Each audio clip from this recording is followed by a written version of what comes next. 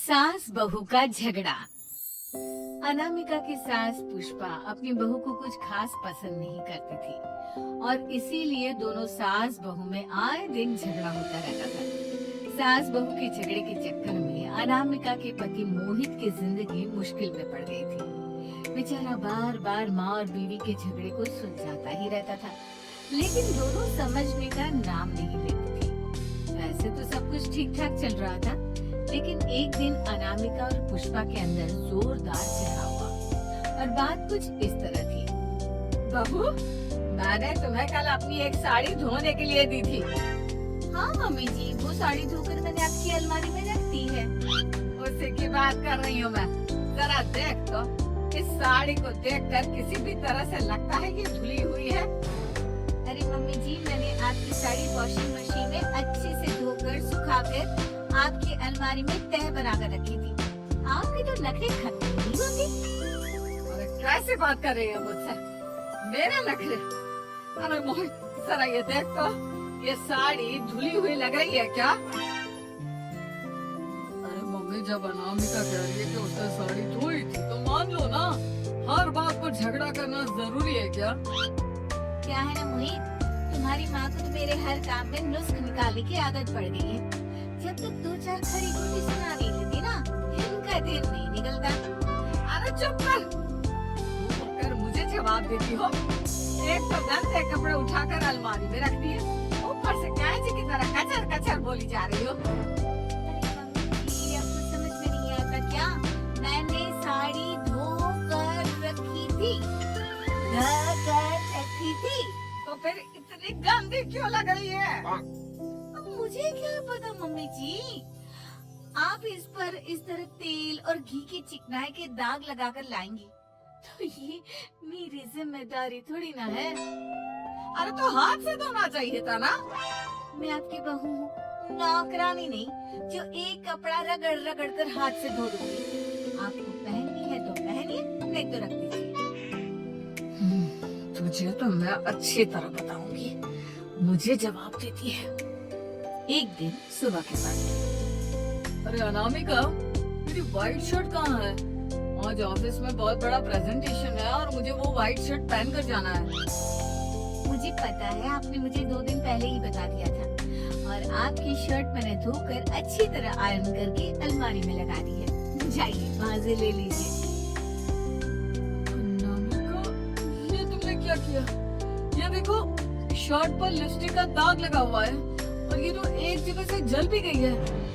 नहीं नहीं मोहित, ऐसा नहीं हो सकता।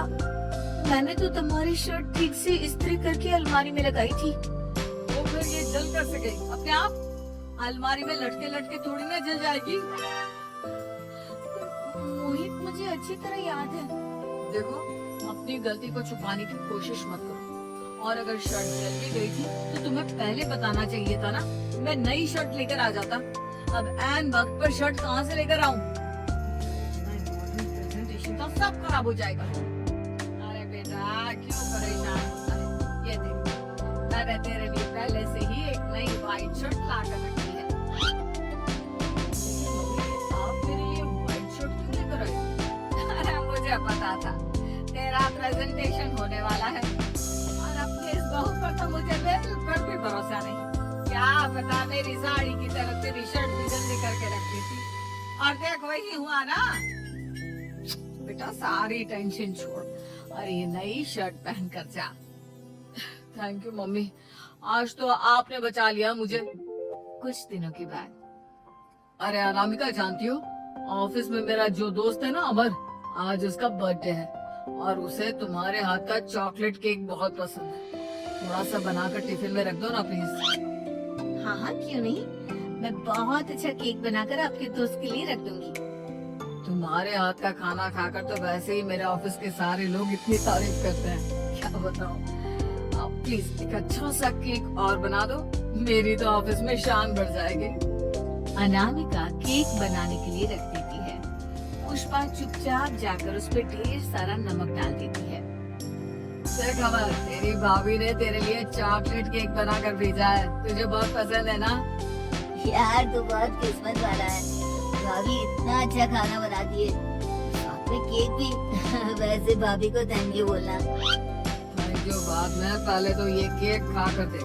बहुत मेहनत से बनाया है अनामिका ने।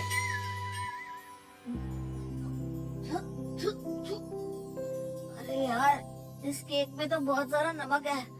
लगता है भाभी ने शक्कर की जगह खूब सारा नमक डाल दिया है। अरे मोहित, तू तो अपनी बीवी की कुकिंग की बहुत तारीफ करता फिरता है।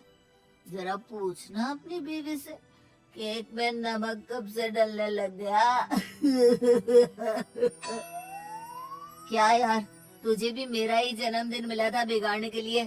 केक नहीं लाना था तो मत लाता, कम से कम मुझे इस तरह नमक वाला केक तो नहीं खिलाता। अरे नहीं यार, अनामिका ऐसा नहीं कर सकती। जरूर कुछ गड़बड़ हुई होगी। घर जाने के बाद अनामिका, अगर तुम्हारा केक बनाने का मन नहीं था तो ना बनाती, लेकिन